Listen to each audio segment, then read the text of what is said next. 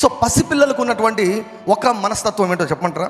పసిపిల్లలు అన్నీ నమ్మేస్తారు, ఏం చెప్పినా నమ్మేస్తారు, వివేచించరు.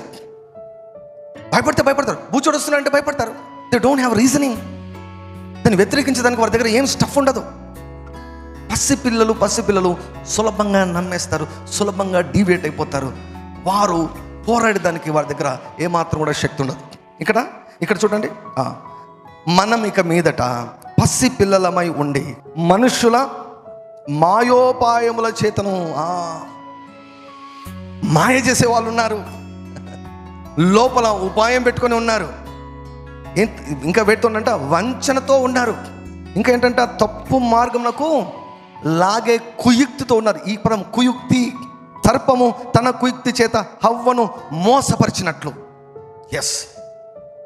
మోసపరిచినట్లు. సాతాను నిన్ను డైరెక్ట్గా మోసగించలేకపోతే వాడు బోధకులోనికి దూరి మోసగిస్తాడు. సో కాబట్టి మనము పసిపిల్లల్లాగా ప్రతీదీ నమ్మేవారిలాగా మనం ఉండకూడదు. సో అందుకే దేవుని యొక్క వాక్యాన్ని మనము నేర్చుకోవాలి. ప్రారంభంలో యొక్క మాట ఏమంటుంది? మనమందరము విశ్వాస విషయంలోను దేవుని కుమారుని గూర్చిన జ్ఞాన విషయంలోను. ఏ జ్ఞానం మనము సంపాదించాలి? ఏ జ్ఞానము మనము సంపాదించాలి అంటే దేవుని కుమారుని గూర్చినటువంటి జ్ఞానాన్ని సంపాదించాలి.